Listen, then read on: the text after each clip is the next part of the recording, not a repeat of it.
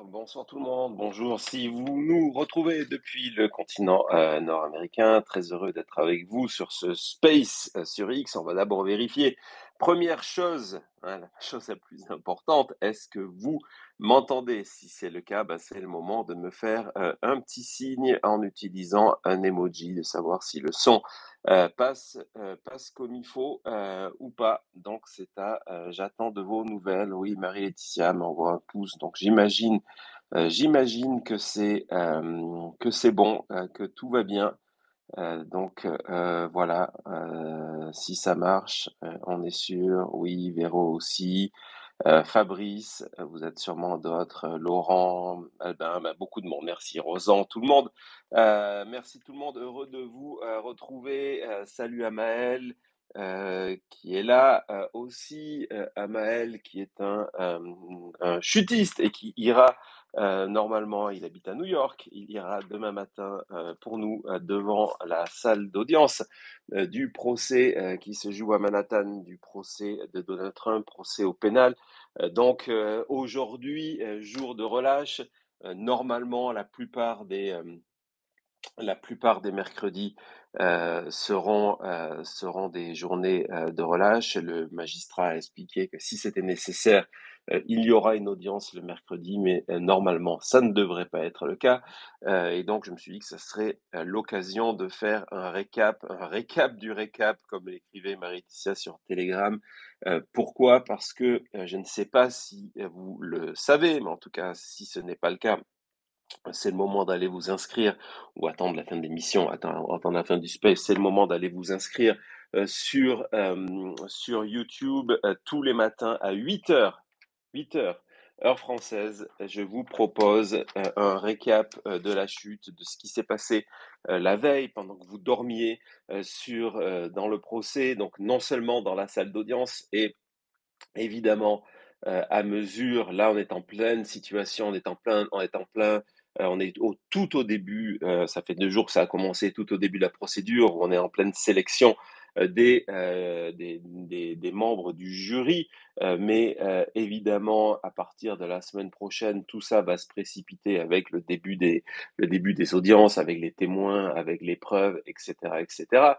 Ce que je vais faire tous les matins à 8 heures, c'est vous raconter ce qui s'est passé pendant que vous dormiez, c'est de décrypter tout ça, mais aussi vous raconter, c'est important, tout ce qui se joue en dehors de la salle d'audience parce que c'est aussi là que se passe énormément de choses. On sait que Trump n'a pas d'autre choix, c'est obligé, comme n'importe quel prévenu dans un procès au pénal à New York, il est obligé d'être dans la salle d'audience pendant les débats. Donc, il n'a pas la possibilité d'essayer de contrebalancer cette réalité qui est en train d'être jugée, que à terme, il peut y avoir une peine de prison. On en reparlera peut-être tout à l'heure. Et donc, en fait, il y a ces lieutenants, on a vu beaucoup, Alina, Lara Trump, même Rudy Giuliani hier, qui eux interviennent dans les médias pour essayer de modeler ce qui se passe, essayer de contrôler au niveau de l'opinion publique, et donc, en fait, de répéter le même schéma qui a été essayé et fait pendant le procès de Trump pour fraude, le procès du juge Engoron, celui où, en bout de course, il a été condamné à payer une amende de plus de 450 millions de dollars. Et donc, on a les mêmes stratégies avec les mêmes tentatives de mensonges. Et comme nous sommes au début de tout ça, on est dans ce qu'on appelle la période ballon d'essai, où chaque matin, chaque soir, puis dans la journée sur Fox News, entre autres, les alliés de Trump tentent, et sur X beaucoup aussi, hein, sur X beaucoup, ne pas oublier que X est redevenu pour l'extrême droite américaine une chambre d'écho extrêmement importante. Bon, souvent ils se parlent entre eux, mais en tout cas, cette chambre d'écho existe. Et donc, c'est devenu les lieux où on tente une stratégie, on tente un nouveau mensonge en espérant, en attendant de voir celui qui accroche, celui qui plaît à l'opinion publique et celui qui peut avoir un effet pour contrebalancer encore une fois la réalité du dossier. Alors, ce qui est dommage, évidemment, c'est que le procès de Trump n'est pas filmé, le procès de Trump n'est pas streamé en audio, hein, contrairement à ce qui devrait se passer en Géorgie au niveau de Fulton County. Là, ce n'est pas le cas. Et donc, résultat, bah, ça limite forcément l'impact, ça limite forcément l'impact face aux tentatives de manipulation de son camp. Donc c'est pour ça que c'est important que les journalistes fassent leur travail et viennent raconter ce qui se passe et viennent surtout raconter les véritables enjeux de ce procès-là, des enjeux qui sont répétés depuis 2 jours par le magistrat qui précise bien que ce n'est pas une simple histoire de fraude comptable, hein. Il est allé, ça fait partie des documents officiels du procès, d'expliquer que c'est un procès pour une fraude comptable qui a servi à cacher un plan de Trump et de certains de ses alliés pour dissimuler tout ce qui était information qui était délicate pour lui en vue de l'élection de 2016 et que donc en agissant ainsi, il a interféré, il a ingéré dans la campagne présidentielle de 2016. C'est vraiment l'enjeu de ce qui est en train de se passer. On dépasse le cadre simplement de Stormy Daniels et évidemment ce que je regrette à titre personnel, ce n'est pas systématique, ce n'est pas tout le monde. J'ai vu de bons articles dans Le Monde, j'ai vu de bons articles dans l'IB aussi, il faut le signaler. Donc ce n'est pas systématique, mais il y a cette tendance à se résumer. Je sais que c'est une affaire qui est complexe, qui n'a pas de titre fort, hein. Vous voyez, quand on parle de Fulton County, on sait tout de suite, c'est la Géorgie. Lorsqu'on parle de Palm Beach, ce sont les documents secrets retrouvés à Mar-a-Lago. C'est très facile à expliquer. Lorsqu'on parle du procès de Washington, c'est le 6 janvier 2021. Là, c'est quelque chose de complexe. C'est une opération mise sur pied par Donald Trump et ses alliés en partir de 2015, lorsqu'il a décidé en juin 2015 d'annoncer sa candidature à partir de l'été qui a suivi. Il y a eu une réunion avec Trump, avec son avocat qui est Michael Cohen, qui va venir témoigner contre lui, et l'éditeur, le président d'un magazine américain, qui lui aussi va venir témoigner contre Trump, qui a été un allié de Trump pendant très longtemps, qui s'appelle David Pecker, c'est le patron du National Enquirer. National Enquirer, c'est incontournable aux États-Unis. C'est un journal de ragot, c'est une sorte de closer, de voici, mais sous amphétamine, sous stéroïdes, sous tout ce que vous voulez. Et The National Enquirer non seulement se vendait mieux que maintenant en 2015, mais surtout c'est un journal, un hebdomadaire qui est vendu en supermarché, à la caisse des supermarchés, de telle sorte que tous les Américains, euh, quel que soit leur lieu de résidence, lorsqu'ils vont faire leurs achats de nourriture, se retrouver face aux unes de National Enquirer. Et donc, durant l'été 2015, il y a eu ces réunions entre Trump et le National Enquirer où il y a eu la décision prise d'aider la candidature de Donald Trump et d'aider la candidature de Donald Trump de deux manières. Déjà, en publiant, hein, c'est la naissance de la fake news, en publiant des fausses informations contre les ennemis de Trump. Il y a eu toutes ces unes contre Hillary Clinton en expliquant que c'était une traître, en expliquant qu'il lui restait que quelques mois à vivre, qu'elle avait un cancer, etc., etc. Et puis contre aussi, hein, c'était pas que contre les démocrates, c'était contre les ennemis politiques de Trump pour, par exemple, prendre l'investiture républicaine. Donc, il y a eu ces unes contre Marco Rubio, qui était accusé d'homosexualité, ou contre Ted Cruz, qui était le candidat le plus dangereux pour Trump en 2015, et dont le père s'est retrouvé accusé d'avoir participé, donc dans une du National Enquirer, d'avoir participé à l'assassinat de John F. Kennedy et d'être un proche de Lee Harvey Oswald. Donc ça faisait partie de la première étape de ce plan-là. Et la deuxième, qui était plus importante et qui va être au cœur de ce procès, vous voyez, on n'est plus du tout dans de la fraude comptable, c'est ce complot, et pour le coup, on peut utiliser le terme complot, et il est légalement juste, pour de catch and kill.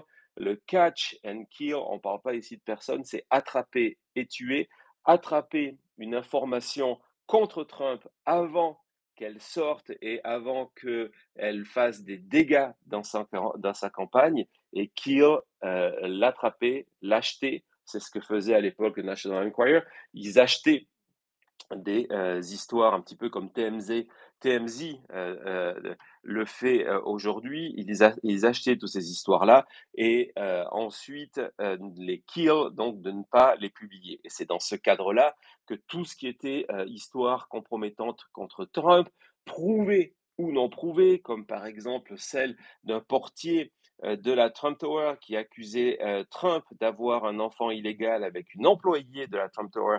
C'est une histoire qui a été achetée, et il y a aussi la relation pendant la grossesse de Melania Trump, la relation suivie de Trump avec Erin McDougal, qui est une modèle pour une playmate pour Playboy, qui va venir témoigner, qui va raconter comment ça s'est passé, comment Trump achetait leur relation, etc., etc. Et donc tout ça, encore une fois, et c'est ça ce qui gênait Trump, c'était que pendant que Melania était enceinte, et puis évidemment, il y a aussi le témoignage de Stormy Daniels, actrice de film X, qui, elle, a eu une relation sexuelle avec Trump, alors que Melania venait d'accoucher et était à son domicile avec le petit Baron qui venait de naître. Et ce qui est intéressant dans le cadre de Stormy Daniels, ce n'est pas le côté sordide de la chose, mais c'est la panique quand Trump a vécu en octobre 2016 et sa volonté à ce moment-là de créer un système complexe où l'avocat de Trump était payé pour acheter le silence de Stormy Daniels. Pourquoi en octobre 2016? Parce qu'en octobre 2016, il y a, vous vous en souvenez tous, la révélation de l'enregistrement vidéo de Trump en coulisses de cette émission Access Hollywood. Il est dans le bus de Access Hollywood en train de discuter avec le présentateur Billy Bush, et il se vante de la manière dont il peut profiter de sa célébrité pour avoir toutes les femmes qu'il veut, et de pouvoir les embrasser sans leur permission et de les attraper par leur appareil génital pour en profitant de sa célébrité. Et donc la sortie un mois, hein, l'élection est prévue pour le 8 novembre, la sortie de cet enregistrement un mois avant la campagne a des effets dévastateurs. Certains républicains appellent même à la fin de la candidature Trump, de leur remplacer en urgence. C'est quelque chose euh, qui vient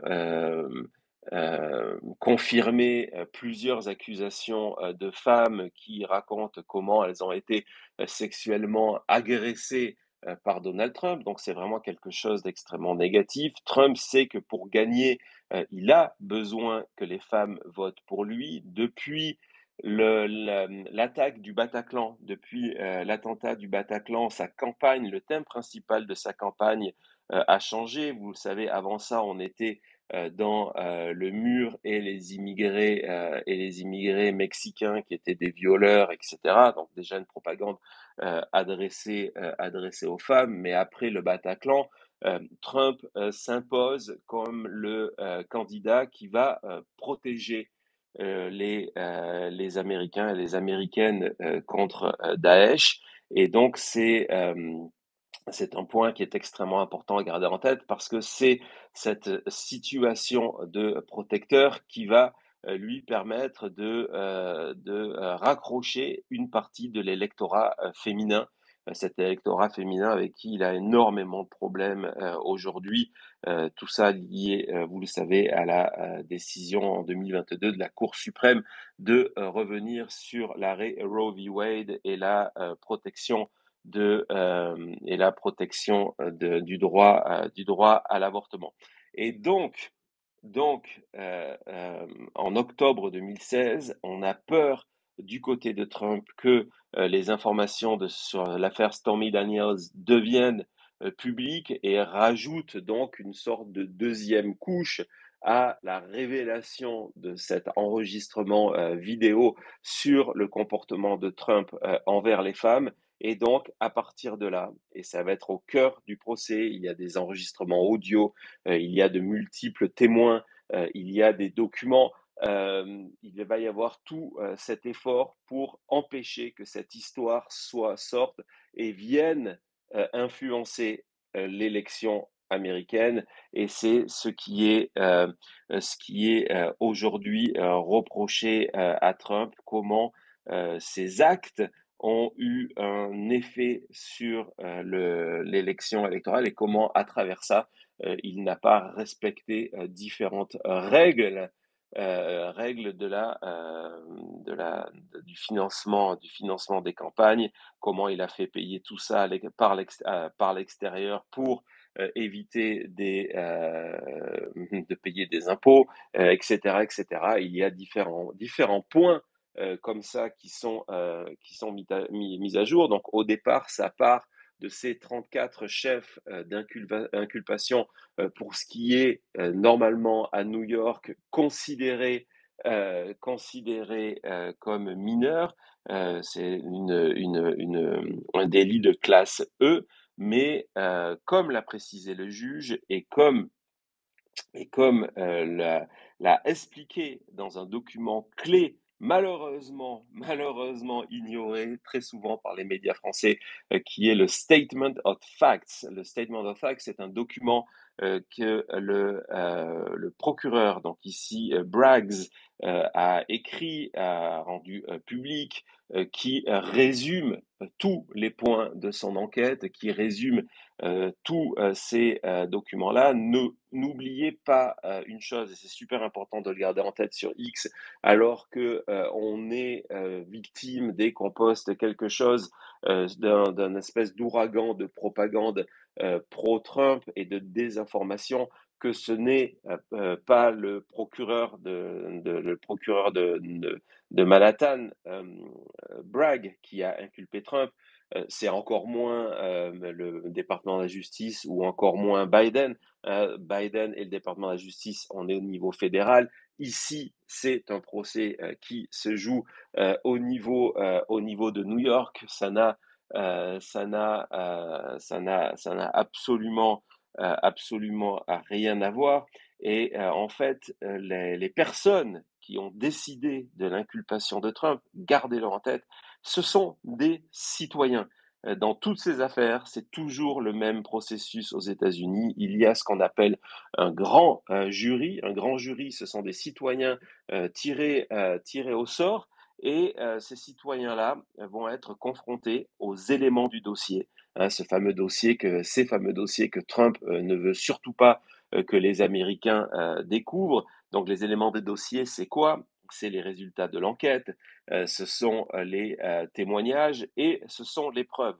Et ce sont donc des citoyens américains, via le grand jury, qui, après avoir pu consulter tous ces éléments-là, décide de prononcer l'inculpation en disant voilà, il faut que Trump soit jugé, les éléments à notre disposition démontrent que il a commis, il a commis une faute ou des fautes.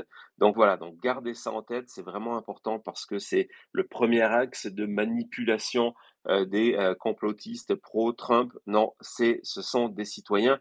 Et donc pourquoi je vous en parlais? Parce que le résumé de ce qui a été présenté au grand jury, c'est ce fameux document, ce Statement of Facts. Et ce Statement of Facts est sans ambiguïté sur les fautes reprochées à Trump et qui permettent donc, en tout cas c'est ce que le procureur va faire, c'est ce que le juge a précisé aux membres du jury, c'est eux qui vont déterminer à la fin, le jury aux États-Unis est ce qu'on appelle un finder of facts, c'est le jury simplement, donc 12 New-Yorkais qui vont déterminer si Trump est coupable ou pas, et donc ce document démontre en précisant certains éléments comme le fait qu'il y a des enregistrements audio de certaines conversations, il y a des textos, il y a des emails, il y a des transactions bancaires, etc., démontre la force du dossier et l'idée de dire que oui, il y a eu une fraude,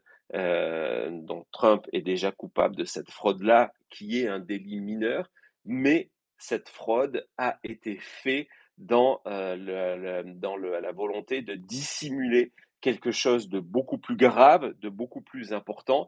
Et cette faute beaucoup plus grave, beaucoup plus importante, elle mérite que Trump soit condamné dans l'ampleur complète de la loi. L'ampleur complète de la loi, c'est que si Bragg arrive à démontrer tout ça, ce qui est le cœur de son dossier, chaque acte d'inculpation est accompagné d'une peine de prison de 4 ans. Bon, ça ne veut pas dire que Trump va être condamné à 136 ans de prison. De toute façon, à la fin, si Trump est coupable, c'est au magistrat qui va déterminer sa peine et il est impossible de déterminer ce que le magistrat va choisir. C'est d'ailleurs le côté un petit peu ironique, alors que chaque jour, Trump attaque le magistrat, que ce soit sur Truth Social avant les audiences ou après les audiences, de savoir que à la fin, c'est ce juge-là qui va déterminer la peine de Donald Trump. Et donc voilà, donc c'est possible que d'ici la mi-juin, Donald Trump soit condamné à de la prison s'il est reconnu coupable. Pour l'instant, il n'est pas reconnu coupable forcément, comme n'importe quel autre prévenu. Il va avoir son procès. On va voir ce qui se passe, on va voir parce que évidemment, via la chute, on va suivre tout ça. Il y aura donc ce qui a déjà commencé il y a 2 jours, qui est ce récap quotidien de tout ce qui se passe en dehors et dans la salle d'audience. Et puis, évidemment, on aura des émissions spéciales pour suivre, dans la mesure du possible, en direct, certains témoins clés comme Stormy Daniels, comme Michael Cohen.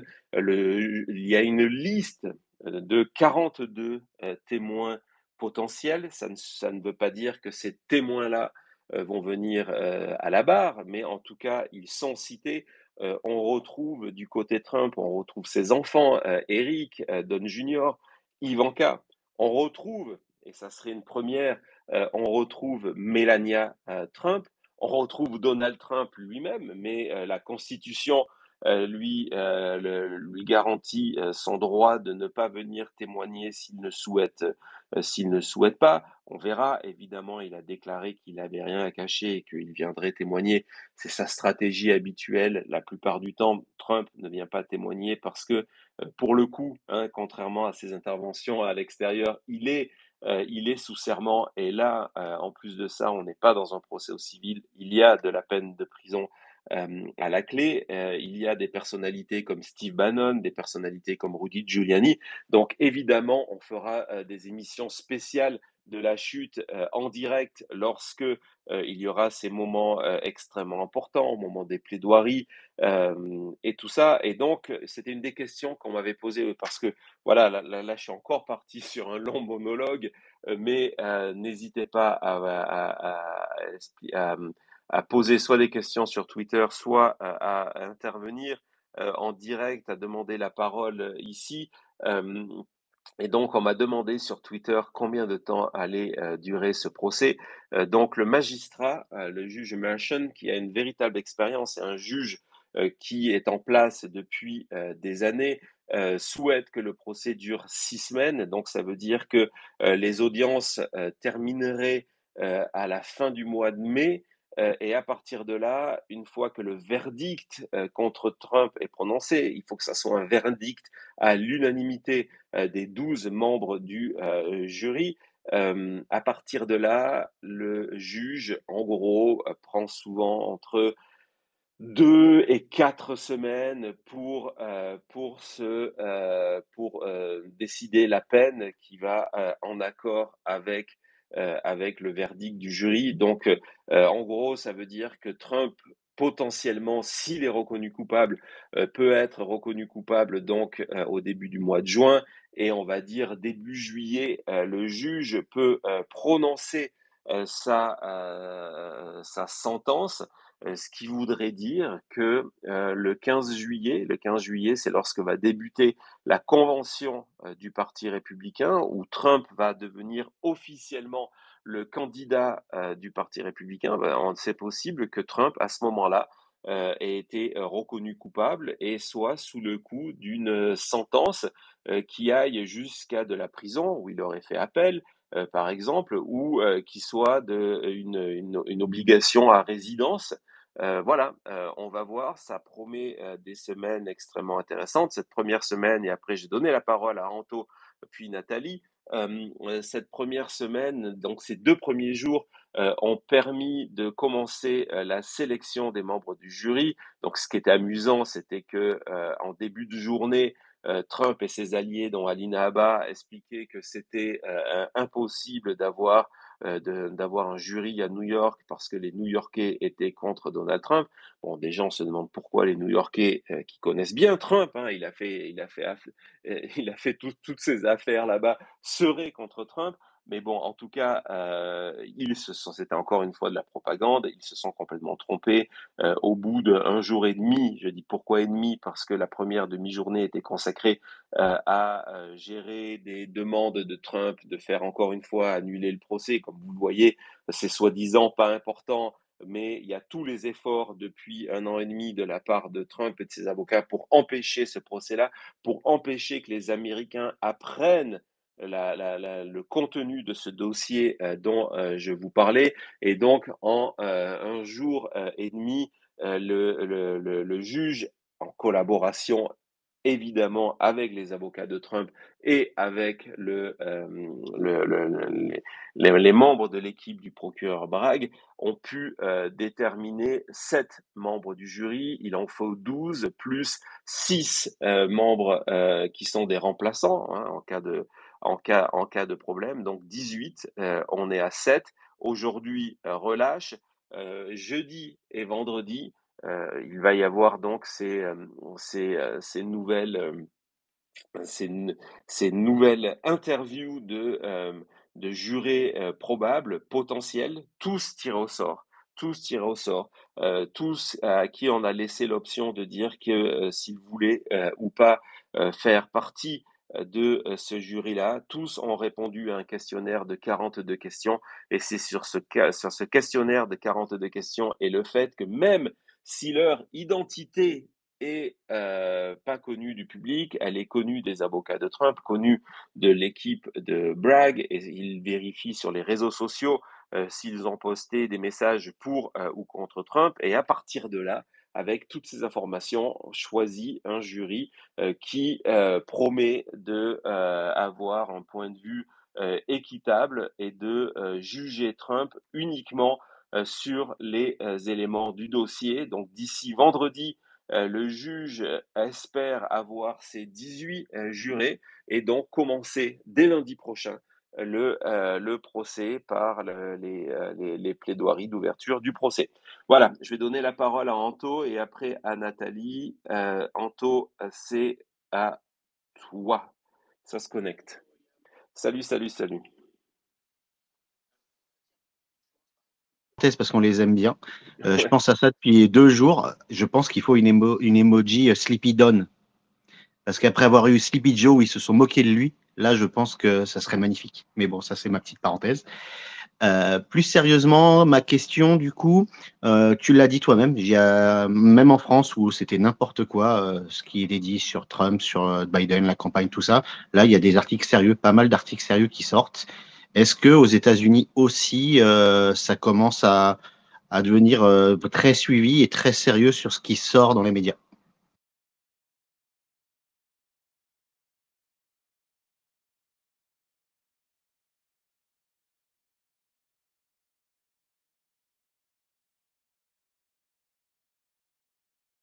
T'as ton micro coupé, William, je sais pas si tu m'as entendu. Ouais, oui, excuse-moi, ouais, c'était effectivement micro coupé. Donc me revoilà, merci beaucoup. Euh, Donc oui, il y a eu un moment qui a été, il y a eu 2 moments qui ont été extrêmement importants et qui ont fait, peu à peu, pas changer, mais, qui ont fait, comprendre l'importance de ce qui était en train de se passer aux médias américains et ici, je parle que des médias américains. J'ai une connaissance limitée de ce qui se passe en France. Je ne suis pas, en permanence, les médias, français. J'essaie aussi de suivre un petit peu les médias québécois. Souvent, je vois ce qui s'y passe parce que finalement, ce sont ce sont des auditeurs de la chute ou des gens qui me suivent sur Twitter, qui me partagent ces liens-là. Mais donc, ce qui s'est passé au niveau des médias américains, je pense qu'ils ont ignoré pendant assez longtemps ces procès-là en se disant ah, c'est compliqué à raconter au public, puis ça correspond pas à notre manière habituelle de traiter une campagne où ouais, il va y avoir les primaires, alors que c'était des primaires qui étaient pas forcément intéressantes, où tout était joué. Et donc, ouais, on va se concentrer sur les primaires, on va se concentrer sur ce qu'on appelle cette fameuse horse race, ce combat entre deux candidats, donc Biden et Trump. On va traiter Trump comme si comme si rien n'était, comme si c'était un candidat comme les autres. Ça continue toujours d'être un petit peu le cas, mais de moins en moins. Pourquoi parce que il y a eu des gros chiffres et ces gros chiffres-là, ce sont les chiffres de ces 2 condamnations, celle pour les dommages et intérêts pour diffamation de Eugene Carroll. Alors, ce qui est amusant, c'est qu'on a plus parlé de Eugene Carroll lorsqu'on a parlé du montant de la diffamation qu'au moment où Trump, 1 an avant, a été condamné pour cet abus sexuel qui est un viol digital. Ce terme de viol et de viol digital, ce n'est pas moi, c'est le magistrat qui était en charge du dossier qui a expliqué qu'à New York, la loi, le viol était simplement lorsque c'était une pénétration sexuelle, alors que de partout ailleurs aux États-Unis, au niveau fédéral, ce n'était pas le cas, que c'est une vieille loi à New York qui est vraisemblablement en cours de changement, mais que dans la réalité, il fallait considérer que ce qu'avait fait Trump était un viol, et c'est la manière d'ailleurs dont il a présenté les faits aux jurys qui ont déterminé le montant de l'amende de Trump. Donc il y a eu ça qui a été un premier réveil pour les médias américains de se dire ah tiens, il y a quelque chose de vraiment important là, c'est un gros chiffre, il faut qu'on en parle. Et puis, 2 mois après, il y a les fraudes, c'est pareil. Donc la fraude a été déterminée dans une première partie du procès qui n'a pas été vraiment évoquée par les médias américains. Et puis d'un coup, on est arrivé dans une amende qui, avec les intérêts, était juste en dessous du, demi-milliard de dollars, avec toutes les questions qui ne sont pas encore résolus d'ailleurs. Hein. On va voir la semaine prochaine avec le juge Engoron pour le paiement de la caution d'appel de Trump. Et donc, d'un coup, les médias ont commencé à en parler. Donc ça a été les 2 premières étapes. Et là, évidemment, on est dans un procès au pénal avec des peines de prison. Et d'un coup, les médias américains se rendent compte de l'importance de la chose et après avoir présenté, comme le font la plupart des médias français malheureusement, pendant des semaines, que c'était Hush Money, que c'était Stormy Daniels, que c'était cette espèce de petite fraude comptable, qui est l'élément de langage numéro un du camp Trump. Et donc, c'est extrêmement troublant de voir cet élément de langage être repris mot par mot, à la virgule près, par des experts de plateau français, de reprendre cette formule-là.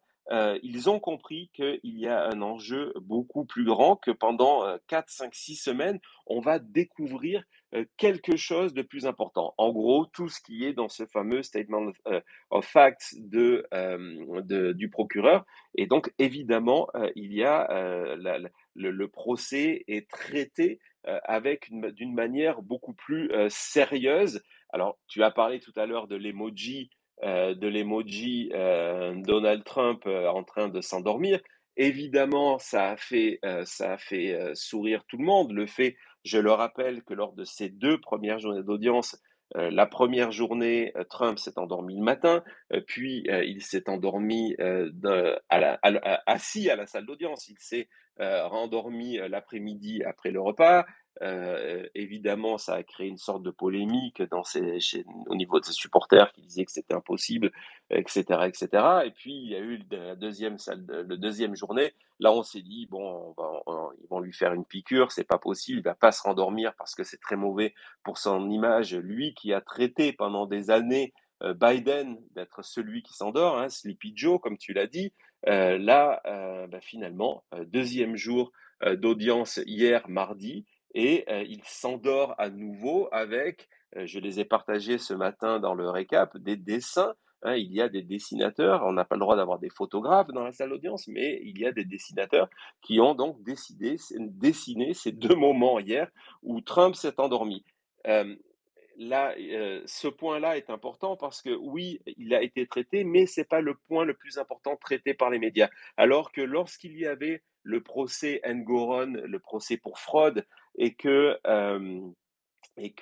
on ne connaissait pas encore l'étendue de la condamnation, il y avait ce traitement un petit peu à la légère fait de la chose par les médias américains qui étaient plus intéressés par la performance de Trump que le fond du dossier. Là, ce n'est plus le cas. On se rend compte que c'est sérieux. Ça vient aussi forcément du fait que le calendrier est celui qu'il est. Hein. On est à moins de 7 mois de l'élection présidentielle, mais pour l'instant, je trouve que les médias américains ont été assez bons sur leur traitement de ce qui se passe au procès. Voilà, c'était une très longue réponse. Désolé, Anto.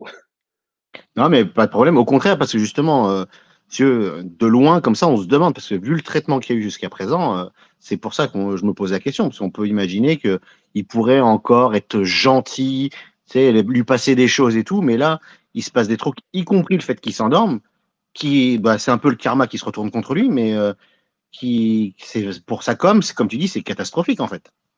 Non, non seulement c'est catastrophique, mais en fait, il y a aussi ce que lui pensait être davantage et qui est un inconvénient lorsque il y a eu le procès pour fraude et son procès pour diffamation.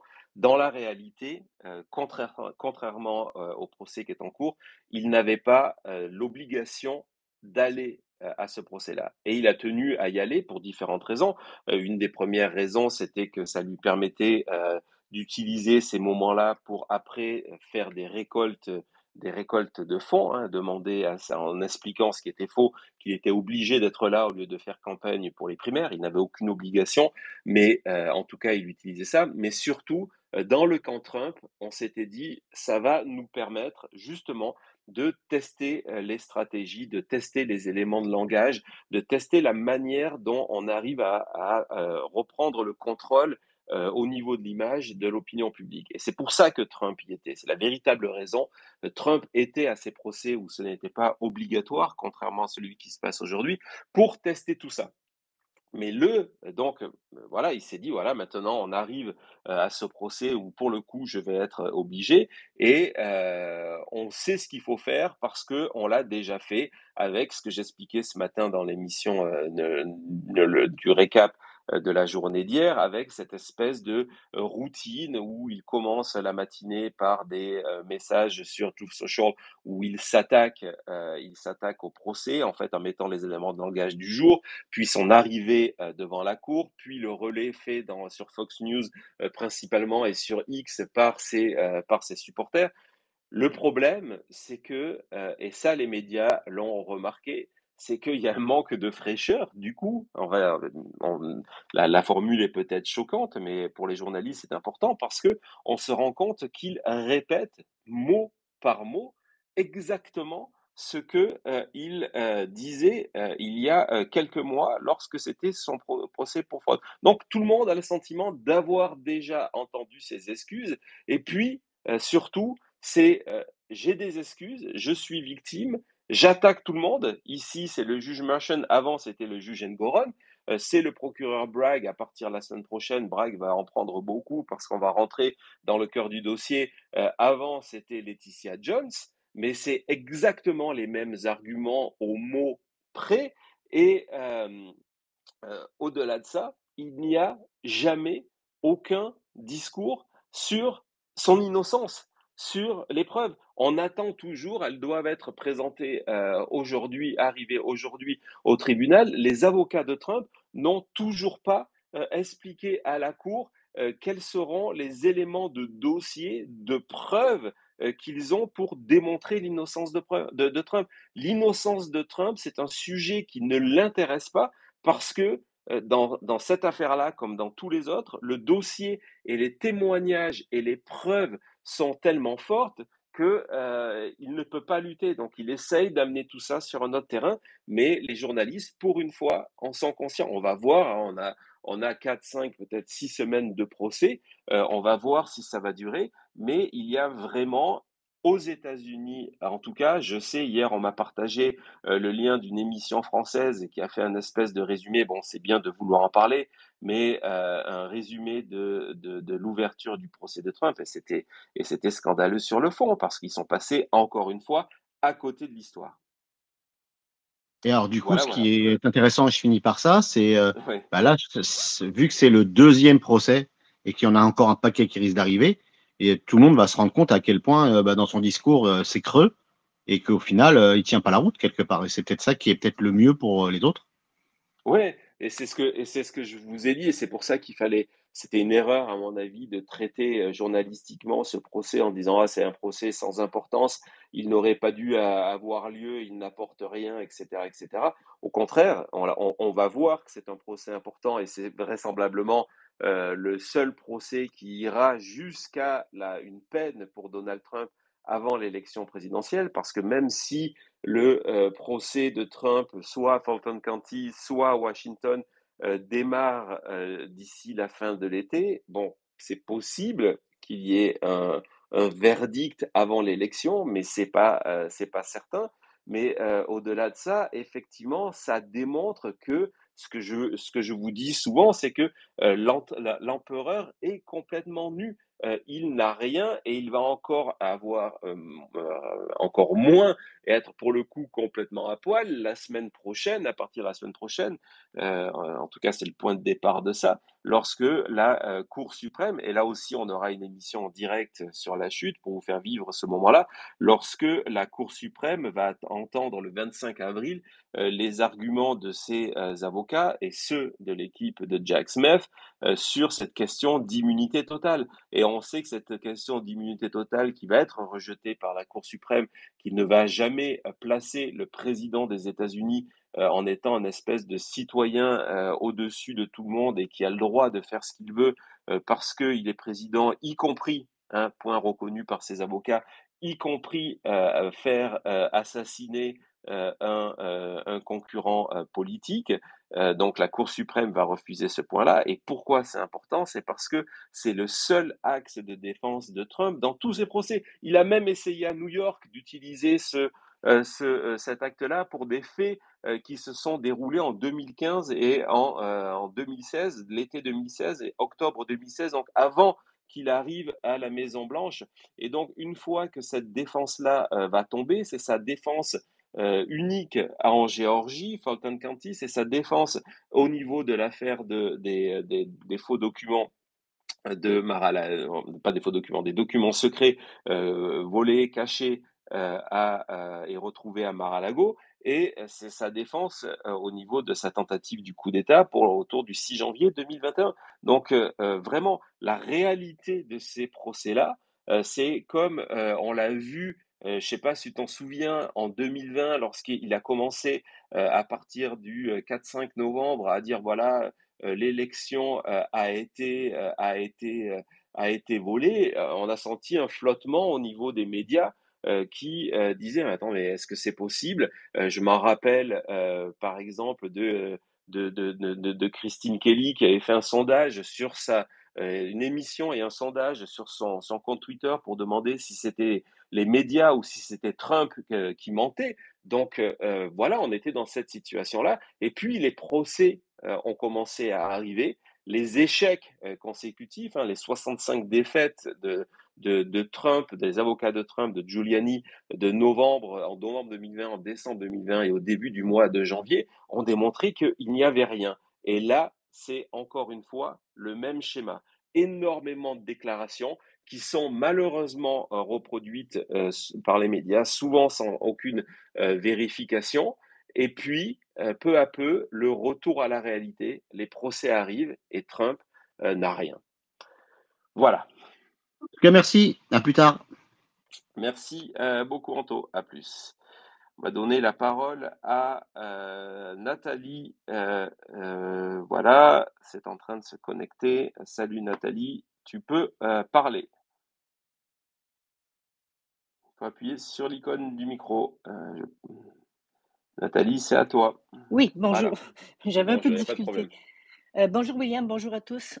J'ai deux questions. La première, Mhm, c'est à propos du procès d'impeachment de Biden. Je croyais que c'était réglé après l'arrestation de l'espion russe, mais j'ai vu une petite chicane entre Comer et Raskin ce matin. Alors, je me demandais où ça en est, si vous avez des commentaires. Puis la mhm. deuxième, pouvez-vous nous parler un petit peu plus de ce qui se passe avec l'histoire du 175 millions de caution? D'accord, d'accord. Ok, bah il n'y Merci. a pas de problème. De rien, de rien, de rien.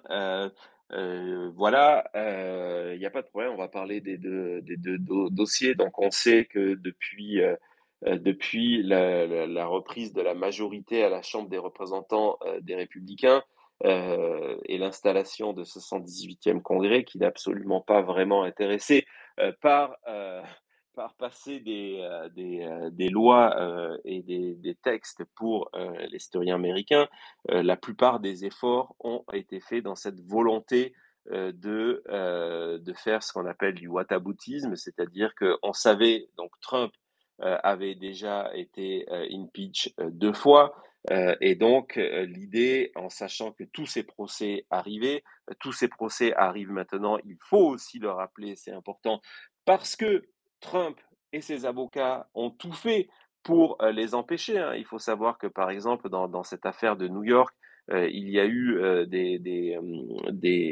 requêtes de Trump, des appels de Trump pour, par exemple, ne pas communiquer ses déclarations fiscales à New York.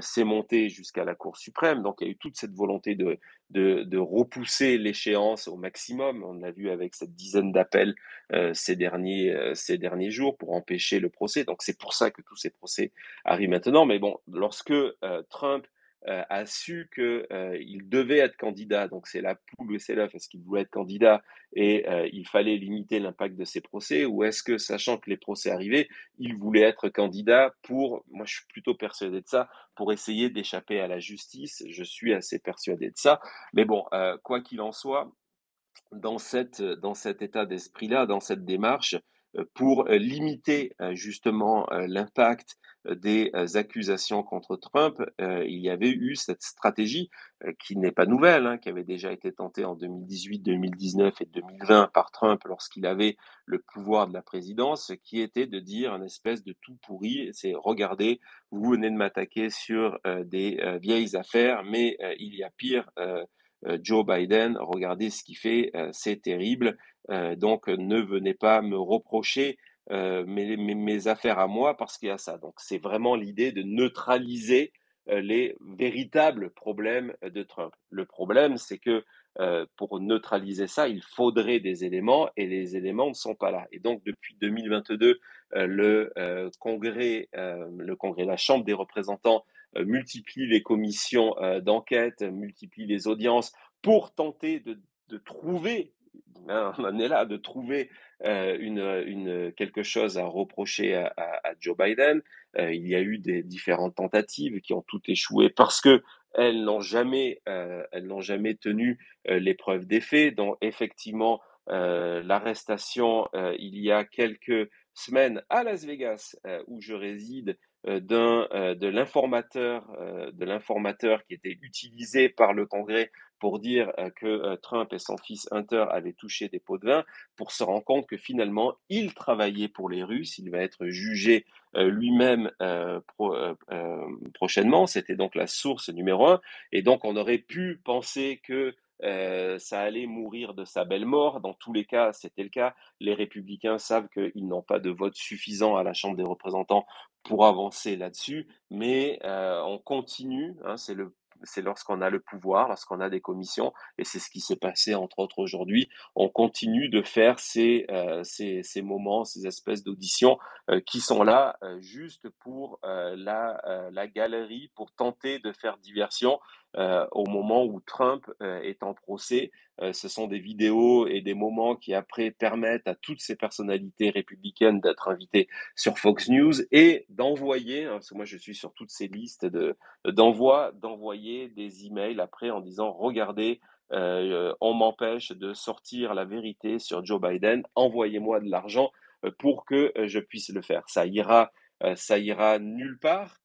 C'est juste, encore une fois, une tentative maladroite d'écran de fumée de la part des républicains. Ça n'ira nulle part. Donc voilà, première question. Et deuxième question, c'est 175 millions de dollars. Donc Trump, après avoir déclaré qu'il ne pouvait pas payer les 450 millions qu'il devait pour aller en appel, pas vraiment pour aller en appel parce qu'il a le droit d'aller en appel, y compris sans garantir cet argent-là, mais ça voulait dire qu'il encourait le risque que la procureure Laetitia Jones fasse saisir ses biens, donc il fallait qu'il mette cet argent-là.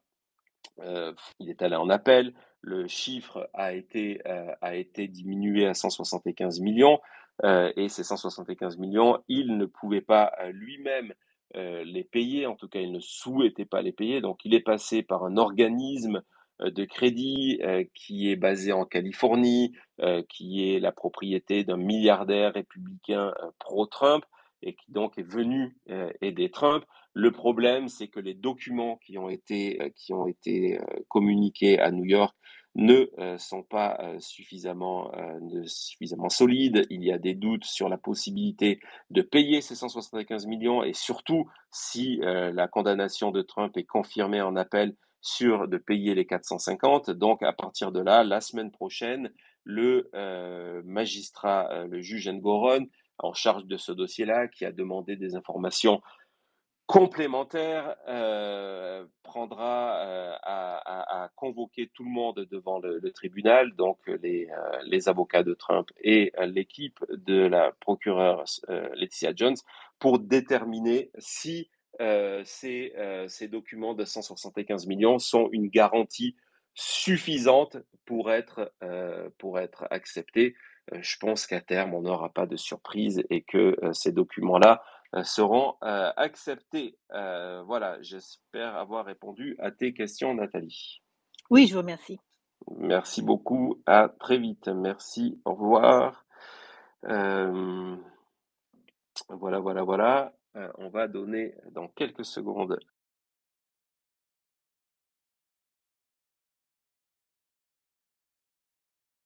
On va essayer de terminer, hein, donc je le dis, de terminer l'émission assez rapidement parce que j'ai du travail. Mais donc donc si vous avez des questions, c'est vraiment le moment de vous manifester. Je demande à Louis Martin de venir à son tour. Voilà, c'est parti, ça marche. Ça se connecte. Bonjour, est-ce que vous m'entendez? Est-ce que vous Parfaitement. m'entendez? Parfaitement. Merci.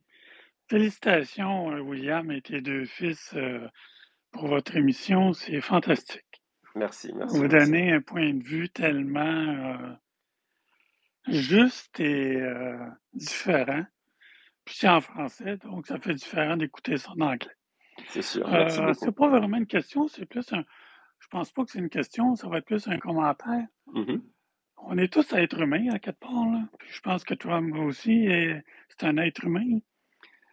Moi, j'arrive pas à comprendre comment il vit cette pression-là, ou il survit. Je vais dire ça comme ça, comment il réussit à survivre à cette pression-là, parce que ça crée une pression, on veut pas, là. Tous ces, tous ces procès-là créent une pression sur l'individu de Donald Trump.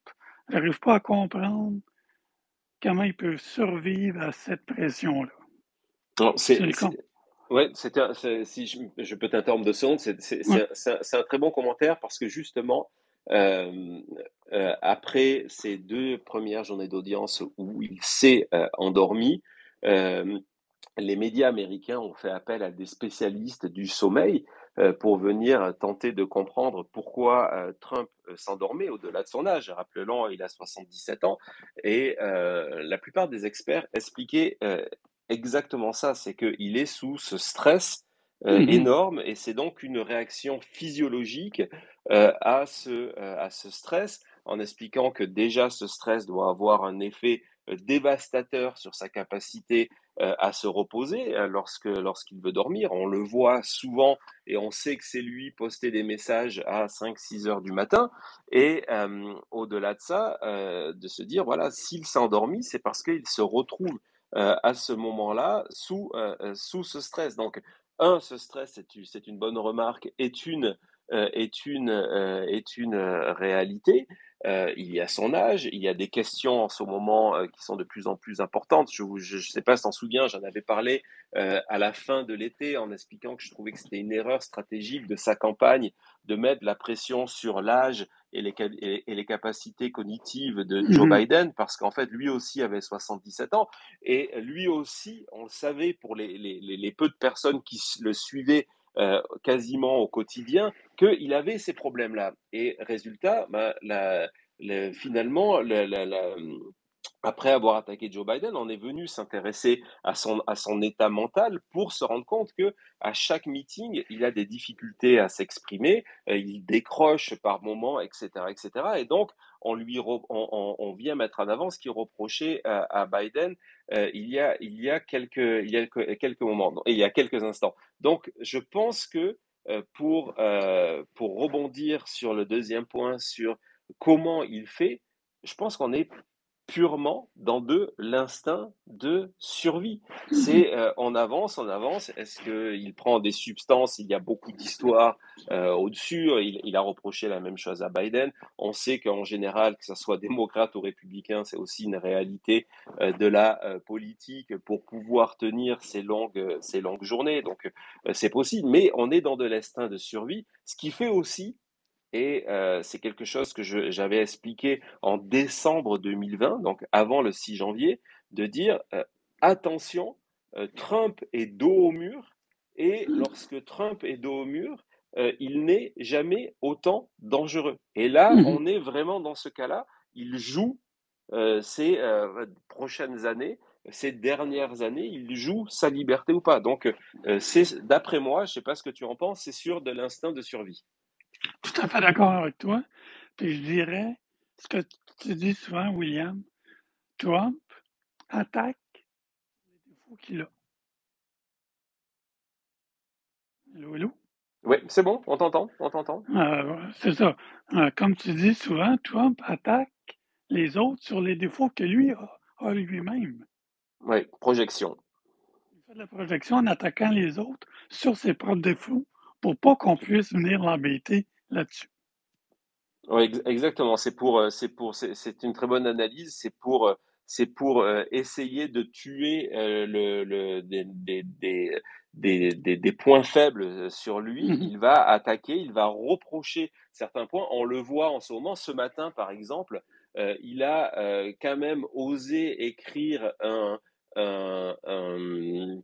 un message sur Truth Social en expliquant que c'était dans l'intérêt de Biden que l'immunité totale d'un président soit accordée, alors qu'on sait tous pourquoi il demande cette immunité totale. Et c'est pour lui, mais il fait cette projection en permanence en disant ce sont les autres. Lorsque il y a eu les premières révélations qui ont été faites sur le projet 20, le projet 45 et Mhm. toutes les 25, excuse-moi, toutes les révélations sur ce qu'il comptait faire, qui était proche d'une dictature présidentielle, il a commencé à accuser en meeting et sur ses interventions télévisées et sur Truth Social Biden de vouloir être un dictateur en disant Biden est un danger pour la démocratie.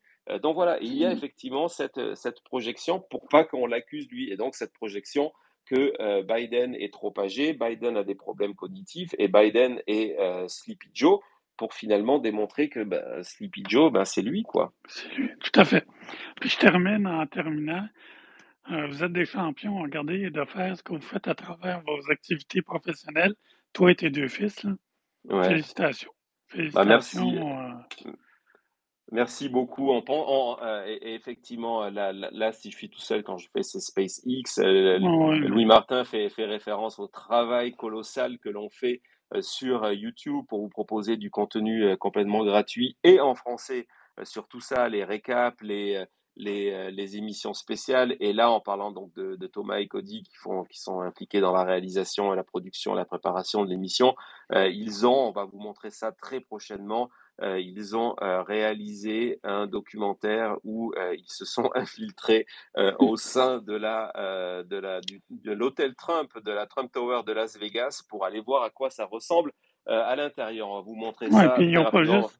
ils ont pas juste fait une balade, ils ont mangé, ils ont été voir les chambres, Oui, oui, ils- avec caméra cachée, ah etc. ouais. Et On a donc, tous hâte de voir ça, là. on va voir ça très prochainement. Peut-être d'ici la fin de la semaine, on va voir comment tout ça se présente à côté de nos activités professionnelles. En tout cas, merci beaucoup de ton Félicitations pour soutien, les, de ta fidélité. félicitations pour les 13 000 abonnés sur YouTube. Merci beaucoup. À très vite. À la prochaine.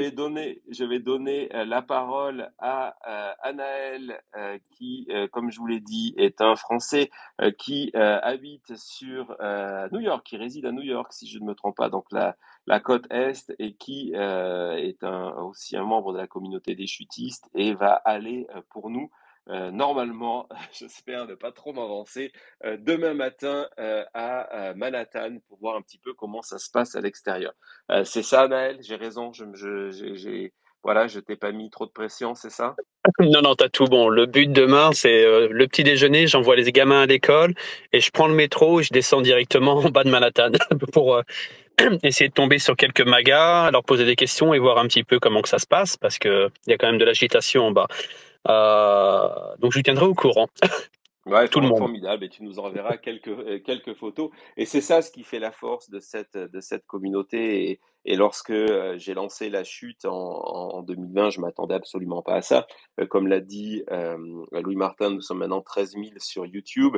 Et on a cette communauté qui permet, par exemple, sur notre page KissKissBainBain, je vous partagerai le lien plus tard. On a ce chat Telegram, mais on a aussi des personnes qui s'impliquent. On a des analyses. On a eu une analyse extrêmement précise et précieuse de Thierry sur les élections sénatoriales qui se passeront le même jour que l'élection présidentielle. On a Aline qui fait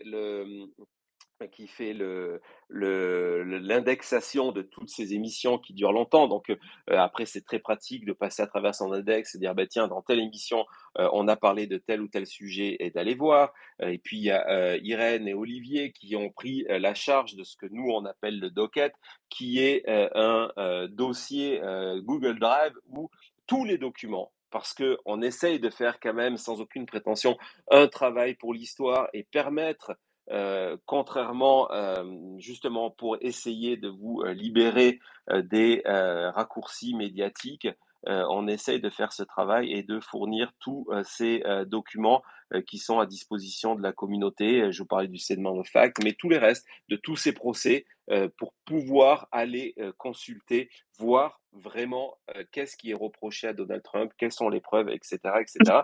Et donc, ce qui est formidable, c'est que maintenant, en plus, on a quelqu'un sur le terrain avec Amel.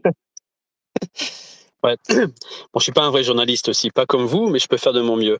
Moi, c'est juste une simple question, ça va être très très simple. C'est, tu Vas-y. vois, au vu de la famité du juge Merchant et les dérapages verbaux récurrents de Trump et ses mauvais regards et tout, Mhm. est-ce que tu penses que cette fois-ci, il risque quand même de passer quelques jours en cellule pour qu'on lui donne une leçon?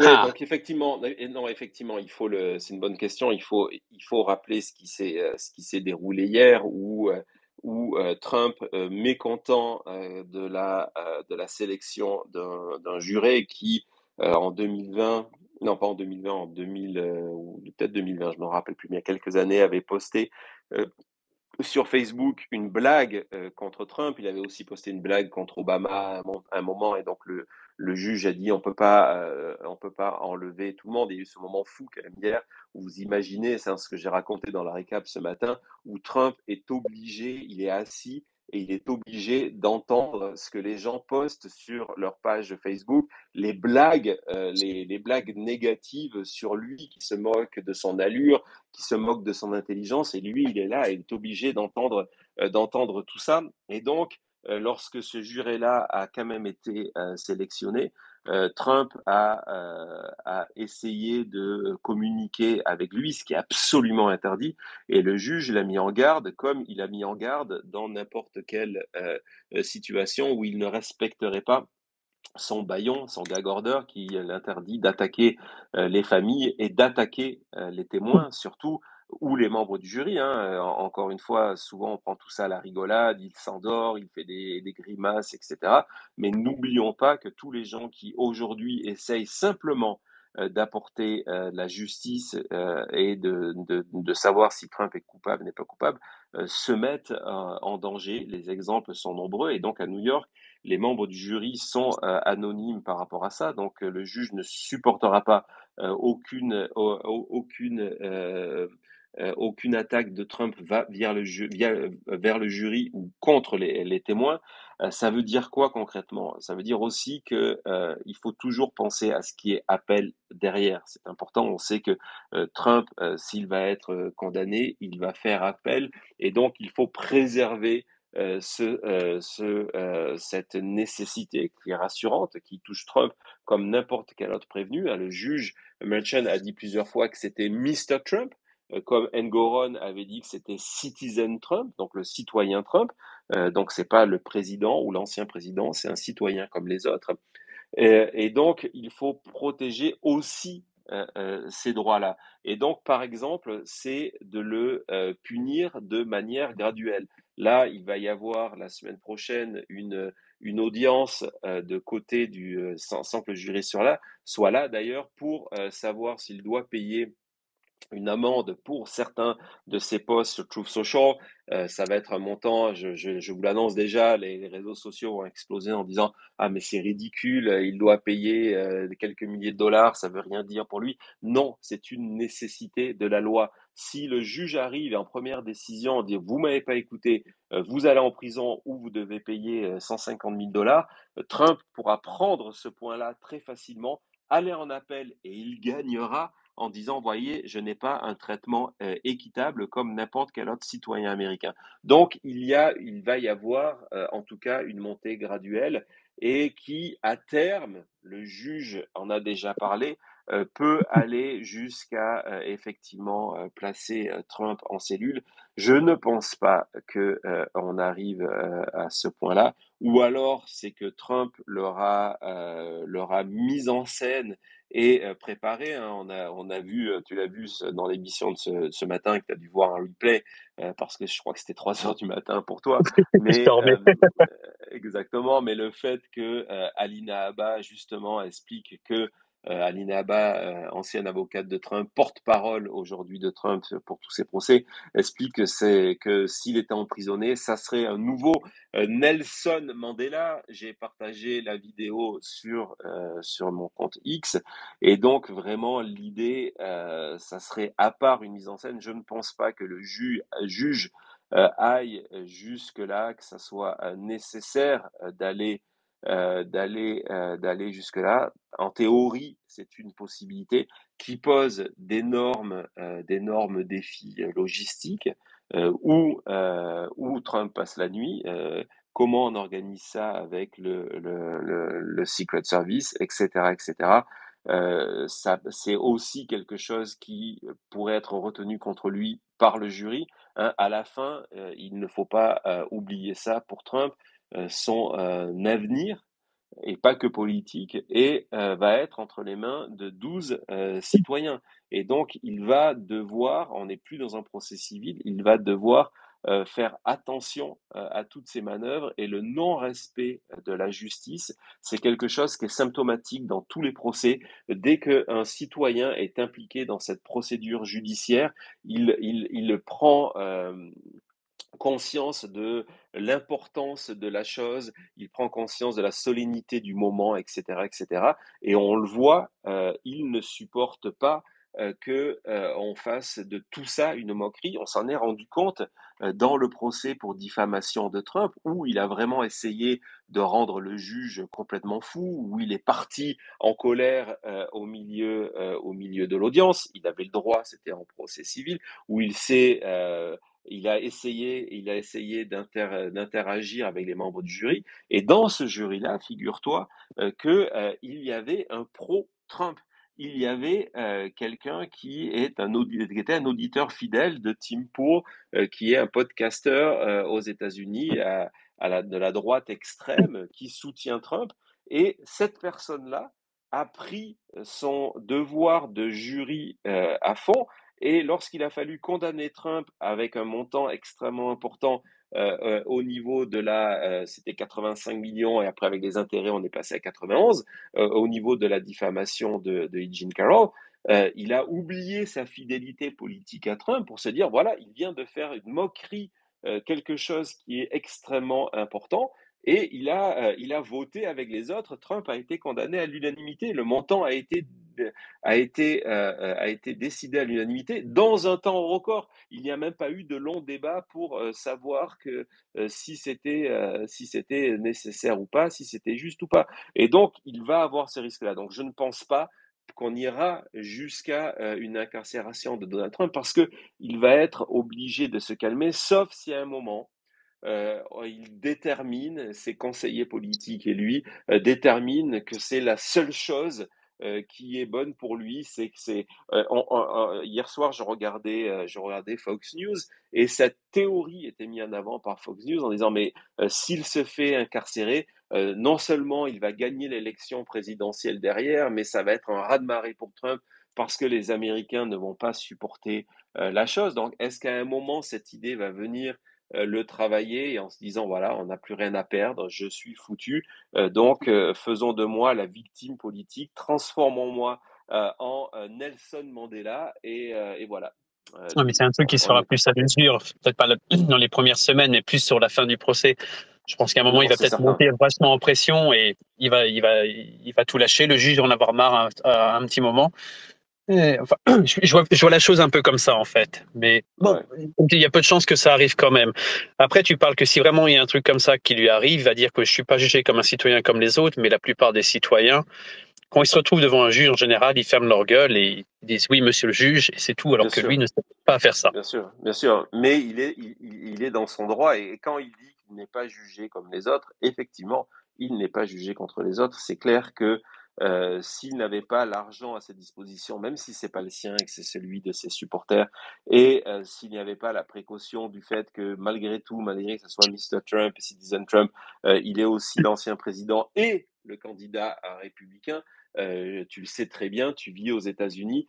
Si tu avais la même attitude, et si les faits reprochés contre toi étaient ceux-là, il y a longtemps que tu aurais été jugé, parce que déjà financièrement, tu n'aurais pas eu les moyens. On parle de millions de dollars versés. Todd Blanche, qui est son avocat sur ce procès, c'est quelqu'un qui a démissionné de son cabinet d'avocat pour venir travailler pour Trump. C'est quelqu'un qui faisait déjà plusieurs millions de dollars pour qu'il démissionne et qu'il vienne travailler pour Trump. On imagine l'argent qu'il va toucher. Donc, combien ces procès vont coûter à Donald Trump? Et c'est clair qu'un citoyen normal n'aurait pas recours à ça et il n'y aurait pas autant de précautions de la part d'un magistrat. Ça, c'est sûr. Ok, désolé, il y a un gros camion de pompiers qui va passer. Ouais, non, il n'y a pas de problème. On est à New York, ça s'entend. Donc, ben, on attend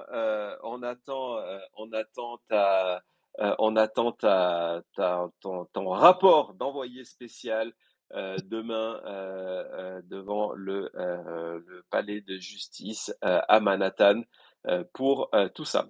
En tout cas, merci beaucoup, Amael, de ton soutien, de ta fidélité, de tes messages. C'est toujours très sympa de t'avoir parmi nous. Merci d'être avec nous et de faire tout ce que vous faites. Et je m'excuse encore en ce moment, j'ai beaucoup de travail, je suis un petit peu moins disponible pour tout, mais j'essaie toujours de rattraper un peu le retard. Ah ben c'est formidable, t'inquiète pas. À très vite. Merci beaucoup. À très vite.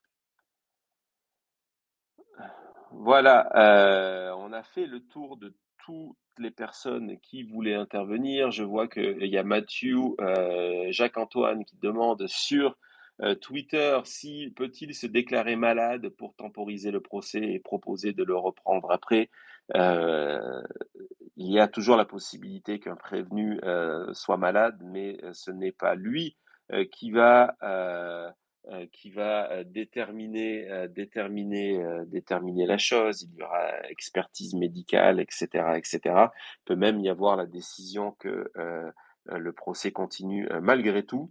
En tout cas, voilà, on est arrivé au bout. Alors, je sais qu'il y a toujours cette espèce de sentiment que Trump a quelque part une balle magique qui lui permet d'échapper à la justice. Des fois, c'est ironique d'entendre ça parce qu'en fait, ces derniers mois démontrent quoi? Oui, il a réussi à repousser certains procès, mais la réalité, c'est que ces derniers mois, il a été condamné pour son attaque sexuelle contre E.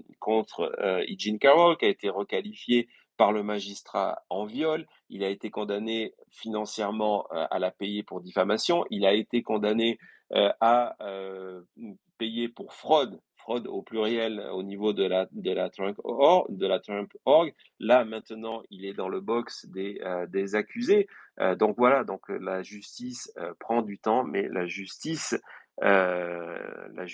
est en train de rattraper Donald Trump. Et encore une fois, l'essentiel de ce temps, l'essentiel de ce délai, ça on en revient à la discussion avec Amael, c'est parce que il a à sa disposition ces fonds, ces centaines de millions qui lui ont été versés par ses supporters et qui lui permettent de multiplier toutes les requêtes pour empêcher que les procès arrivent. Donc voilà, mais tout ça est en train d'arriver. Voilà, on a fait le tour de ce récap des deux premières journées. Salut Tristan, je vois que tu es là, tu viens d'arriver. Salut Bluetooth, en tout cas, salut Rosan, Xavier, Maxime. Heureux de vous, salut Philippe, heureux de vous retrouver, de compter sur votre fidélité. Je vous invite, si ce n'est pas encore le cas, je vais partager le lien à vous abonner, c'est complètement gratuit à ma chaîne sur YouTube. Vous êtes plus de 13 000 et tous les matins de nous retrouver en direct, pas demain matin parce qu'aujourd'hui c'était relâche, mais vendredi matin, on va se retrouver à 8h du matin, heure française pour les heures européennes, pour les personnes qui nous suivent depuis le reste du monde, les États-Unis, on vient de le voir, Xavier par exemple en Californie, Amael à New York, mais aussi beaucoup de monde beaucoup de monde au Québec, au Canada, de le regarder en diffusion. Mais sinon, on se retrouve tous les matins à 8h pour le récap de l'épisode du jour, de savoir ce qui s'est passé. Allez dans les commentaires de de mon tweet. Il y aura non seulement l'adresse, mais il y a aussi Amael qui vous propose de être votre intermédiaire si vous avez des questions qu'il puisse poser demain aux supporters MAGA, s'il y en a, parce qu'il n'y en a pas beaucoup qui sont autour de ce palais de justice. Il le fera. En tout cas, voilà. Merci à toutes et à tous. Merci de vos partages, de votre soutien depuis maintenant des années. Beaucoup de monde me suit depuis 2020 sur l'élection américaine. Merci aux 13 000 et plus qui maintenant sont abonnés sur YouTube. Je vous partage tous ces liens-là. Merci de vos partages. On se retrouve vendredi matin pour le récap de l'épisode 3 du procès pénal de Donald Trump et la semaine prochaine pour une semaine juridique extrêmement chargée qui terminera devant la Cour suprême des États-Unis sur cette question d'immunité totale pour le président des États-Unis qui, selon la définition de Donald Trump, aurait même le droit de faire exécuter un opposant politique. Ça, c'est pour la semaine prochaine, à vendredi matin. Merci beaucoup, à très vite. Au revoir.